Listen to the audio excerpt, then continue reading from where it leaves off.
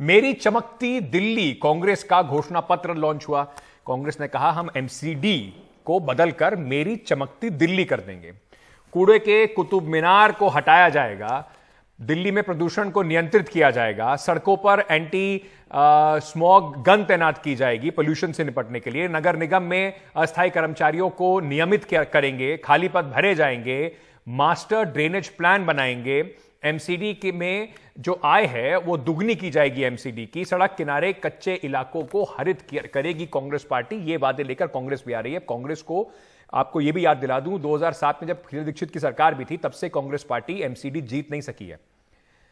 आज एमसीडी के चुनाव में जितनी ताकत झोंकी जा रही है तो बड़ा सवाल सिर्फ यही बन जाता है कि आम आदमी पार्टी, कांग्रेस, बीजेपी के लिए एमसीडी इतनी बड़ी नाक की लड़ाई क्यों बन गई है, वर्चस्व का सवाल क्यों बन गया है। अभी तो दिल्ली में चुनाव आने बहुत दिन बाकी हैं, विधानसभा चुनाव आने में बहुत दिन बाकी, 2025 में होंगे, लोकसभा चुनाव भी 2024 में होंगे, लेकिन एमसीडी को क्यों ट्रेलर मानकर सारी पार्टियां पूरी ताकत लगा रही हैं। इसी पर बात करने के लिए जयप्रकाश साहब हमारे साथ जुड़ रहे हैं, नेता हैं भारतीय जनता पार्टी के। हमारे साथ अनिल भारद्वाज जी हैं, कांग्रेस के प्रवक्ता हैं। हमारे साथ इस वक्त हुदा जरीवाला जुड़ रही हैं, पॉलिटिकल एनालिस्ट हैं, आम आदमी पार्टी को समर्थन करती हैं। और हमारे साथ हेमंत अत्री जुड़ रहे हैं। हेमंत अत्री सीनियर जर्नलिस्ट हैं, दिल्ली के पूरे जो राजनीति है उसको बड़े अच्छे से जानते हैं। सबसे पहले मैं जयप्रकाश जी आपसे पूछना चाहता हूं, लोग इस बात को लेकर हैरान जरूर हो रहे होंगे कि देश के रक्षा मंत्री, देश के गृह मंत्री, बाकी 12 मिनिस्टर जिनके ऊपर इतनी बड़ी बड़ी जिम्मेदारियां हैं, वो दिल्ली की गली गली में घूम के लोगों की नालियों की, सड़कों की, पार्कों की समस्या सुलझाते इस वक्त नजर आ रहे हैं। ऐसी क्या छटपटाहट है बीजेपी को कि पूरी ताकत दल बल लगा दिया है? देखिए, दिल्ली जो है वो देश की राजधानी है और देश की राजधानी के अंदर पिछले 8 साल से अरविंद केजरीवाल जी की सरकार चल रही है, जो कि आम आदमी शासित है। पिछले 8 साल में जो अरविंद केजरीवाल जी ने वादे किए थे कि मैं ऐसी राजनीति करूंगा जो बदली हुई राजनीति होगी, लेकिन राजनीति तो नहीं बदली, वो खुद बदल गए। उन्होंने कहा था घर घर पानी पहुंचाऊंगा, गंदा पानी आ रहा है। उन्होंने कहा था एयर पोल्यूशन से लोगों को निजात दिलाऊंगा, आज दिल्ली में दम घुट रहा है। उन्होंने कहा था स्कूल बनाऊंगा, कमरे बनाकर वो कह रहे हमने स्कूल बना दिए। उन्होंने कहा था हम कॉलेज बनाएंगे, आज तक एक कॉलेज नहीं बनाया। जब बारिश आती है तो दिल्ली डूब जाती है, जल भराव हो जाता है। दिल्ली सरकार की चारों एजेंसियां हाथ पांव धरे बैठी रहती हैं, चाहे जल बोर्ड है, चाहे पीडब्ल्यूडी है, चाहे डीएसआईडीसी है, चाहे फ्लड्स है। दिल्ली के अंदर सड़क में गड्ढा या गड्ढे में सड़क, ये समझ में नहीं आ रहा। तो दिल्ली के जो अपने आप को कह रहे मैं दिल्ली का बेटा हूं, वो दिल्ली छोड़कर भागे हुए। तो दिल्ली देश की राजधानी होने के कारण, क्योंकि दिल्ली एक छोटा भारत है, दिल्ली एक मिनी भारत है, तो लोगों को मूलभूत सुविधाएं उपलब्ध कराने के लिए नगर निगम पहली सीढ़ी है। जब दिल्ली सरकार फेल हो गई है, ऐसी फेल सरकार के हाथ में गलती से भी निगम चली गई और जिस निगम के उनके नेता टिकटें बेच रहे हैं, तो दिल्ली का क्या हाल होगा? आखंड भ्रष्टाचार। ऐसी फेल अगर दिल्ली सरकार हो गई है तो जनता को भी तो ये दिख रहा होगा। उसको दिखाने के लिए सारे मंत्रियों को, मुख्यमंत्रियों को अपने राज्य की जिम्मेदारी छोड़ के आप दिल्ली की सड़कों पे घुमा रहे हैं। यानी कि भारतीय जनता पार्टी में शायद कॉन्फिडेंस की कमी है कि जनता शायद इतनी कामियों के बाद भी कहीं ऐसा ना हो कि आम आदमी पार्टी को वोट दे दे। भारतीय जनता पार्टी ने आज विजय संकल्प रैली से आज चुनाव प्रचार की शुरुआत की है। हमारे 14 के 14 जिलों के अंदर हमारे 14 वरिष्ठ नेता हैं और दिल्ली के जनता को विश्वास दिलाने के लिए कि पिछले 15 वर्ष से जैसे हम आपकी सेवा कर रहे हैं, 8 साल से हम केंद्र में सेवा कर रहे हैं। हुदा जरीवाला जी, बीजेपी ने सब लोगों को इसलिए उतारा है इतनी बड़ी संख्या में क्योंकि वो जनता को विश्वास दिलाना चाहते हैं। जो जनता उनके ऊपर अभी पिछले गए 2020 के चुनाव में विश्वास नहीं कर पाई, उसको विश्वास दिलाना चाहते हैं कि एमसीडी में अगर हम पे विश्वास करेंगे तो ही आपका भाग्योदय हो पाएगा। नहीं, आप हम ये कहना चाहते हैं कि दिल्ली में जो दिल्ली सरकार है उसकी वो भ्रष्टाचार में डूबी हुई है। ठीक है सर, वो आपने बता दिया, आप उनका जवाब सुन लेते हैं, फिर मैं आपके पास आ जाऊंगा।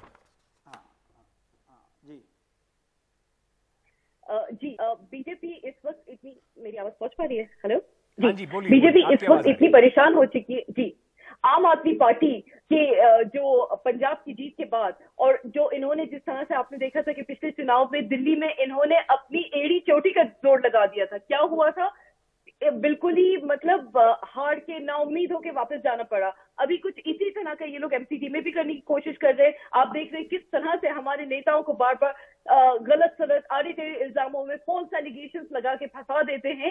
तो जाहिर सी बात है कि बीजेपी का पूरा जो मंत्रिमंडल से लेके उनके सारे नेता, उनके सारे कार्यकर्ता, तमाम लोग जो एमसीडी के चुनाव में मौजूद है, उससे साफ जाहिर है कि बीजेपी को पता है कि एमसीडी उनके हाथ से इस वक्त जा रही है। बावजूद उसके वो कितनी भी मेहनत कर ले, दिल्ली की जनता त्राई त्राई हो चुकी है, त्रस्त हो चुकी है। कोरोना टाइम में जितना करप्शन हुआ है, अभी हाल फिलहाल में आप कूड़े के चाहे पहाड़ देख ले, चाहे 6,700 करोड़ का जो इन्होंने घोटाला किया है। मैडम, आप जब करप्शन का आरोप लगाएं, कूड़े को लेकर कहें 750 का घोटाला हुआ, करप्शन हुआ, वो जनता मान ले। जब आपके ऊपर आरोप लगे तो वो मनगढ़ंत आरोप हैं, क्योंकि वो सरकारी एजेंसियों का इस्तेमाल हो रहा है। साबित कहां हुए हैं अंकित जी, साबित कहां हुए हैं? ये कहां साबित हो गया 750 करोड़ का घोटाला? बिल्कुल, आप देख लीजिए, चाहे वो पार्किंग की एस्ट्रो फीस में हो, चाहे वो क्या नाम है टोल टैक्स में हो। मैम, ये तो आप आरोप लगा रही हैं, साबित कहां हो गया है?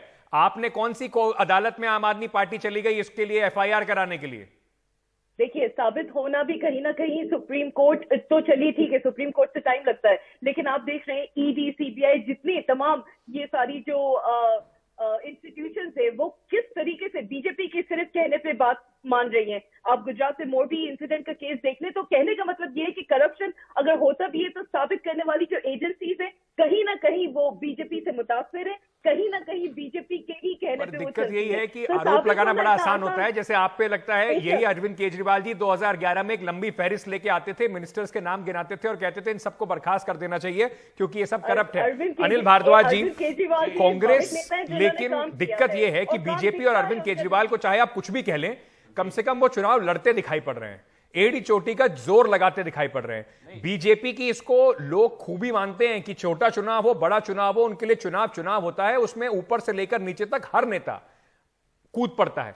आपके यहां पे गुजरात में चुनाव है, वहां तक भी आपके नेताओं का आवागमन नहीं हो रहा है, तो दिल्ली की तो बात ही छोड़ दें। नहीं, हमारे अंकित जी, जो आपने कहा कि एड़ी चोटी का जोर बिल्कुल लगाना चाहिए, लेकिन आज जो हालात हैं दिल्ली के, जो बदहाल है दिल्ली, जो दिल्ली के लोग निराश हैं, हताश हैं, उसके लिए सीधे तौर पर चाहे म्युनिसिपल कॉरपोरेशन का 15 साल का बीजेपी का शासन हो, चाहे ये 8 साल का अरविंद केजरीवाल जी की सरकार का शासन हो, दोनों ने वायदे दिल्ली की जनता से बहुत सारे कर दिए। हम कभी इस तरह के झूठे वायदे नहीं करते। आप जब 2007 को उठा के देखेंगे तो बीजेपी ने कहा कि निगम में हमें लाइए, पारदर्शी निगम होगा, भ्रष्टाचार मुक्त निगम होगा, दिल्ली के लोगों को पार्किंग मिलेगी। कितनी पार्किंग बना पाए, कितना भ्रष्टाचार कम कर पाए? भ्रष्टाचार तो चरम पे है म्युनिसिपल कॉरपोरेशन में। और जो दूसरी बात, यही हालात दिल्ली की सरकार की हैं, जो सरकार एक दूसरे पर ब्लेम गेम ये दोनों करते हैं। मल्टी एजेंसी अथॉरिटी सिस्टम है दिल्ली में, कभी कोई कोऑर्डिनेशन नहीं है। पिस कौन रहा है, परेशान कौन है? दिल्ली की जनता। इन्होंने कह दिया कूड़े के पहाड़, एनजीटी ने जो 900 करोड़ का जुर्माना लगाया, वो तो दिल्ली सरकार पे लगाया, तो दोनों को मिलके उस पर कुछ करना था ना दिल्ली के। पर भारद्वाज साहब, 2007 से आप कह रहे हैं हम झूठे वादे नहीं करते, ये जनता का कहीं ना कहीं अपमान नहीं है? आपको लगता नहीं 2007 से जो जनता चाहे बीजेपी को चुन रही हो एमसीडी में, चाहे वो चुन रही हो अरविंद केजरीवाल को, लगातार चुने जा रही है 2013 से दिल्ली विधानसभा के अंदर, आप ही को वो नकार रही है? तो क्योंकि आप नकारे जा रहे हैं तो आप कह रहे हैं देखिए जनता तो झूठे बातों में बरगला रही है। तो वोटर का अपमान नहीं है कि आप कहेंगे कि झूठे बोल देते हैं और जनता नहीं जाके वोट कर देती है? वोटर का अपमान वो लोग कर रहे हैं जिन्होंने वायदे तो बहुत किए, दिल्ली में किया कुछ नहीं। आज जो जोर लगाना पड़ रहा है, आज जो राष्ट्रीय नेताओं के साथ या बड़े नेताओं के साथ उतरना पड़ रहा है, आज माननीय प्रधानमंत्री जी के भी बड़े बड़े पोस्टर दिल्ली में लगे हुए थे कि अगर इतना ध्यान इनके लीडरशिप स्टेट की या कॉरपोरेशन की या दिल्ली सरकार की अगर जनता की समस्याओं को हल करने में उसका 10% भी ध्यान लगा देती तो शायद इनको साहब पे जाने से पहले एक छोटा सा सवाल का और जवाब दे दीजिए। इनकी प्रॉब्लम तो ये है कि इनके इतने बड़े बड़े नेता आ रहे हैं, हो सकता है इनके पास स्टेट लीडरशिप इतनी मजबूत नहीं है। सर, आपके पास तो ना तो स्टेट लीडरशिप दिखाई पड़ती है ना सेंट्रल लीडरशिप। कांग्रेस तो ऐसे लगती है कि रडरलेस कांग्रेस चुनाव लड़ रही है। नहीं, कांग्रेस पूरे जोर से चुनाव लड़ रही है। मैं ये कह रहा हूं, आप मेरी बात को आप समझिए। मैंने कहा कि कोई म्युनिसिपल कॉरपोरेशन में 15 साल में ऐसा नेता नहीं जिसके नाम पे बीजेपी वोट मांग सके। वोट माननीय प्रधानमंत्री जी के नाम पे उन्होंने तो स्वच्छता के लिए राष्ट्रीय स्तर पे बहुत बड़ा बहुत बड़ा बजट दिया ठीक था। है। दिल्ली आज गंदी क्यों है? दिल्ली गंदगी का अत्री ढेर साहब, है। लेकिन पलट दिल्ली के भर भारतीय कूड़े जनता के पार्टी- पहाड़ हैं। जी। दिल्ली में दोनों सरकारें जिम्मेदार हैं। हम ये कहना चाहते हैं अत्री कि इन साहब, दोनों सरकारों की ये नाकामी को आज जो- ये अपना जोर लगा के ठीक है, जो धन बल भारद्वाज पे, साहब कह रहे हैं नेताओं कि के बल पे बीजेपी बचाना चाह रहे हैं। ऐसा कोई नेता नहीं बना पाई 15 साल में जिसके नाम पर वो चुनाव लड़ लें, लेकिन सवाल पलटकर ये भी आ जाएगा कि कांग्रेस का कौन सा नेता इस समय दिल्ली के लोगों को याद है? ना तो एमसीडी में और ना ही सेंटर में। ना तो जनता राहुल गांधी के नाम पर और गांधी परिवार के नाम पर 2014 और 19 में विश्वास दिखा पा रही है, ना ही लगातार जो 13 के बाद से चुनाव हुए हैं उसमें दिल्ली में विश्वास दिखा पा रही है। तो कांग्रेस के लिए तो ये चौतरफा प्रॉब्लम है। लेकिन बीजेपी की इतनी ताकत लगाना, अरविंद केजरीवाल के लिए ये पूरी नाक की बात हो जाना, एमसीडी चुनाव इतना जरूरी, इतना इंपॉर्टेंट क्यों हो गया है? अंकित जी, दिल्ली देश की राजधानी है और जो आज दिल्ली के हालात हैं, मतलब हमें किसी पार्टी से कोई लेना देना नहीं है। जो ग्राउंड रियलिटी पे आप भी दिल्ली में रहते हैं, मैं भी दिल्ली में रहता हूं। दो तीन चीजें हमें समझने की हैं। एक तो जो एमसीडी होती है किसी भी स्टेट की, किसी भी डिस्ट्रिक्ट की, म्युनिसिपल कॉर्पोरेशन, उसका सबसे बड़ा काम होता है सर्विस प्रोवाइडर का।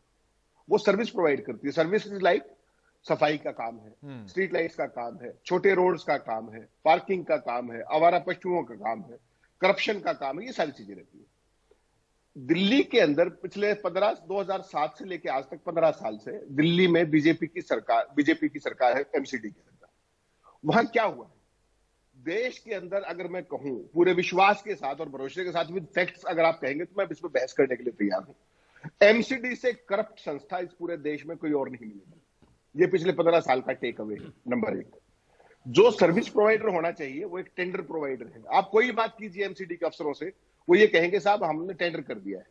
15 साल से वो टेंडर्स का क्या हुआ गॉड नोस। नंबर दो, तीसरी सबसे महत्वपूर्ण बात है कि जो आपने बहुत ही वैलिड सवाल उठाया कि गुजरात का चुनाव, हिमाचल का चुनाव और उसके बीच में दिल्ली का चुनाव। देखिए साहब, दिल्ली देश की राजधानी है। यहां से जो भी करंट निकलेगा ना, वो पूरे देश के अंदर एक मैसेज जाता है 2024 के लिए भी और आपके पूरे गवर्नेंस सिस्टम के लिए। आज अगर कांग्रेस पार्टी ने, देखिए दिल्ली में गिव अप कर रखा है जब से शीला दीक्षित गई है, उसके बाद जिस तरह की लीडरशिप, उसके ऊपर समय खराब करने की मुझे और आपको जरूरत नहीं है। अब सवाल बचा कि बीजेपी और आम आदमी पार्टी का।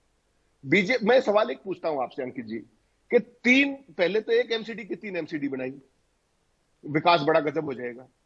फिर 3 की 1 बना दी, कोई पूछने वाला है? कोई पूछने वाला नहीं है। उसके बाद एमसीडी के चुनाव कब ड्यू थे? वो ड्यू समय पे क्यों नहीं हुए? और वो चुनाव अब क्यों लाए गए? बिल्कुल, के गुजरात के चुनाव के बीच में। बिल्कुल। इसमें बड़े सवाल है। अप्रैल में चुनाव बहुत... होने थे, तब से आप टालते आ रहे हैं। आपने कहा यूनिफिकेशन करके हम इसमें जो प्रॉब्लम्स हैं, जो कई सारी कमिटीज बन गई हैं, वो सब सॉल्व कर लेंगे। एमसीडी का जो पैसा वेस्ट हो रहा है वो भी हम सॉल्व कर लेंगे। लेकिन जयप्रकाश जी, ये बात दिल्ली के नहीं, देश के अंदर किसी से जाके भी पूछ लीजिए। दुनिया की टोक्यो के बाद सबसे बड़ी नगर पालिका है दिल्ली की एमसीडी। उसके बाद भी टोक्यो से दिल्ली को कंपेयर अगर आप करेंगे तो शायद लोगों को शर्म आ जाएगी अगर दोनों को एक ही सेंटेंस में लिखेंगे, जिस तरह की एमसीडी की सुविधाएं हमें दिलाई जाती हैं। बीजेपी इसके लिए जिम्मेदार है या नहीं? देखिए, दिल्ली नगर निगम को जब 3 निगम थी, उनको कमजोर करने का काम जिस प्रकार से दिल्ली सरकार ने किया, आज तीनों निगमों को एक करके दिल्ली की जनता को सभी मूलभूत सुविधाएं समय पे मिले, ये भारत सरकार ने किया, वो बधाई की पात्र है। क्योंकि जिस तरह से आनन फानन में शीला दीक्षित जी ने तीनों निगमों को 3 हिस्से किए थे, उनके राजस्व कैसा आएगा, उनका खर्चा क्या है, उनका कमाई क्या है, इसका कोई हिसाब नहीं लगाया गया। लेकिन अब तीनों निगम एक हो गई हैं। सरकार तो आपकी 2014 से तो पहले कर लेते अगर आपको इतना ही सारा लग रहा था कि सब कुछ शीला दीक्षित की सरकार ने, कांग्रेस ने मिलकर खराब कर दिया है। इसी वाले चुनाव से पहले क्यों आपको ऐसे लगा कि अभी कर देना चाहिए? 2017 में नगर निगम का चुनाव हुआ। 2015 के अंदर अरविंद केजरीवाल की सरकार आई। अरविंद केजरीवाल जी की सरकार ने निगमों का 3rd finance, 4th finance, 5th finance का पैसा रोक लिया। 13,000 करोड़ रुपए के लिए तीनों नगर निगम के मेयर उनके घर के बाहर बैठे रहे। मैं खुद उनके घर के बाहर 13 दिन तक बैठा रहा। 4 दिन मैंने भूख हड़ताल की। मैं उनको बोला कि आइए हमारा हिसाब कर दीजिए। मतलब हमारा बात में ये समझूं जो आप कह रहे हैं कि आपकी जिम्मेदारी नहीं है, 15 साल से सरकार में है एमसीडी में, दिल्ली की जो हालत है वो आपकी जिम्मेदारी नहीं है। उसमें कभी शीला दीक्षित तो कभी अरविंद केजरीवाल जिम्मेदार है। यही बात है ना सर? भाई साहब, नहीं आप बात, भाई दिल्ली देश संविधान से चलता है ना। जो राज्य सरकार है, राज्य सरकार निगम का पैसा कैसे काट लेगी? जो हमारा बीटीए का ठीक है। पैसा आता है, बेसिक टैक्स असाइनमेंट का जो पैसा आता हुदा है, जरीवाला, जो हमारा आपने global share का पैसा साजिशन आता है, वो बीजेपी दिल्ली को सरकार काम नहीं देना करने पड़ेगा। दिया। भारतीय दिल्ली की जनता को हम पार्टी कैसे बताओगे बहुत कि अच्छा नगर निगम नगर चला निगम के सकती थी, पैसे साजिश काट करके दिए। अरविंद ये तो हम केजरीवाल जाके चाहते थे बताएंगे कि ना जी। चुनाव जीत जाए, इस वजह से आपने उन्हें काम नहीं करने दिया, ऐसा सीधा आरोप है अरविंद केजरीवाल के ऊपर। देखिए, आपके 12 स्टेट के मुख्यमंत्री यहाँ पे मौजूद है, अमित शाह जी, आदित्यनाथ जी, इस तरह के लोग यहाँ पे एमसीडी के चुनाव के लिए इतने टॉल स्टैंडिंग लीडर्स आ रहे बहन जी, हैं। पैसे की बात हो रही है, फंड्स की बताइए। अगर वाकई में आपको लगता कि अरविंद केजरीवाल जी काम नहीं करने दे रहे, तो आप लोग अपने इतने सारे नेताओं को, इतने लोगों को इकट्ठा करके जमा नहीं कर सकते थे। आप इस बात से साफ जाहिर है कि आप लोगों को इस वक्त पता है कि एमसीडी हाथ से जा रही है, आम आदमी पार्टी के चुनाव जीत रही है। लोग समझ गए कि आप लोग ने कितना घोटाला किया है, कितना करोड़ों का घोटाला किया है। नहीं जीत रही है वो तो मैडम 7 तारीख को पता चलेगा, वरना तो ऐसे अरविंद केजरीवाल जिस चुनाव में जाते हैं कहते हैं वहीं पर हमारी सरकार बनने वाली है, वो जनता तय करके बता देगी गुजरात में बनेगी, हिमाचल में बनेगी, यहाँ पर बनेगी या नहीं बनेगी। पर भारद्वाज साहब, एमसीडी में बहुत जो अच्छा अत्री साहब ने कहा, मैं किया सबसे है। उसी सवाल को आपके पास आगे बढ़ाना चाहता हूँ जी। कांग्रेस ने हथियार डाल दिए हैं, नहीं बिल्कुल चाहे नहीं दिल्ली हो चाहे गुजरात। कांग्रेस नहीं डाले। कांग्रेस लगता है कि उस इंतजार में बैठी हुई है कि जब जनता केजरीवाल मोदी की लड़ाई से त्रस्त हो जाएगी, जब पूरी तरीके से अब 2 साल में, 5 साल में, 10 साल में, तब हमारे पास जनता वापस आएगी। नहीं अंकित जी, हम पूरे जोर से चुनाव लड़ रहे हैं। आज दिल्ली में हमारी 150 ऑफिस उद्घाटन और चुनावी सभाएं हुई हैं, और निश्चित तौर पे आप देखेंगे कि दिल्ली एक बदलाव की तरफ जा रही है, क्योंकि दिल्ली में जो सर्विसेज प्रोवाइड करने का इन दोनों सरकारों ने वायदा किया था, नारे दिए थे, वो पूरी तरह फ्लॉप हो गए। ये आज भी ब्लेम गेम पे हैं, दोनों के ब्लेम गेम में दिल्ली की जनता पिस रही है। ठीक है। ना दिल्ली की जनता का हित है उसमें, और निश्चित तौर पर मेरे मैं पास जिम्मेदारी से ये कह सकता हूं जी कि ये फेलियर जो है करप्शन के साथ साथ इनकी राजनीतिक इच्छा शक्ति नहीं है बिल्कुल भी, और लगातार ये कोशिश करते रहे कि दोनों आपस में नूरा कुश्ती खेले, नूरा कुश्ती खेले। मेरे पास समय बिल्कुल कम है अत्री साहब, अंत में बस मैं आपसे इतना पूछ सकता हूं सर, 30 सेकंड में जवाब दीजिएगा। आपको किसको लगता है किसकी एज है, जो बीजेपी की हाई प्रोफाइल कैंपेन है उसकी, या अरविंद केजरीवाल के वादे, भारी कौन है इस वक्त?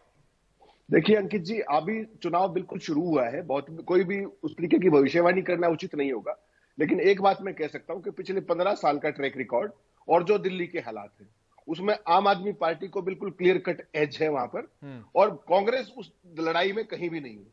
और यही सबसे बड़ी त्रासदी है कि कांग्रेस पार्टी, जिसने इतने लंबे समय तक कांग्रेस दिल्ली में शासन किया और तमाम विकास के कार्य कराए शीला दीक्षित ने, आज वो स्थिति में पहुंची कि शायद डबल डिजिट में भी ना आए। लेकिन समस्या सबसे बड़ी अंकित भाई क्या है जी, अंकित जी, सबसे बड़ी समस्या है कि जो बीजेपी ने जो आज भविष्यवक्ता ना उसका मतलब बिल्कुल साफ है, वो अपना आकलन बता रहे हैं, जैसे आप अपना आकलन बता रहे हैं वो भी अपना आकलन बता रहे हैं। मेरे को वहीं छोड़ना पड़ेगा क्योंकि मेरे पास समय बिल्कुल खत्म हो गया। बहुत बहुत शुक्रिया आप सभी का हमारे साथ जुड़ने के लिए एनडीटीवी पर। लेकिन एक बात जरूर है, शीला दीक्षित को एक बार जमाने में लोग जानते थे कि दिल्ली में अगर किसी ने कालकल्प किया है तो शीला दीक्षित ने किया है। आज कांग्रेस पार्टी के पास एक ऐसा नेता नहीं होगा जो वहां पे खड़ा होकर शीला दीक्षित की जगह लेकर दिल्ली में कांग्रेस को और लोगों को भरोसा दिला सके कांग्रेस पार्टी अभी लड़ाई में भी है। खैर, जाने से पहले बस एक चीज मैं आपको कहना चाहता हूं, दिल्ली के अगर आप बाशिंदे हैं, इसको हल्के में मत लीजिएगा। 4 तारीख को जाके वोट जरूर कीजिएगा, क्योंकि उसके बाद फिर जब आपकी नाली भरेगी, बारिश में पानी भरेगा, आपके पार्क में गंदगी होगी, और उसके बाद जो कूड़े का पहाड़ जब आएंगे नहीं लोग कूड़ा कलेक्ट करने के लिए, वो सब एमसीडी की जिम्मेदारी है। तो दिल्ली को अगर बेहतर बनाना है, अपने जीवन को बेहतर बनाना है, तो इस चुनाव में वोट डालने जरूर जाइएगा।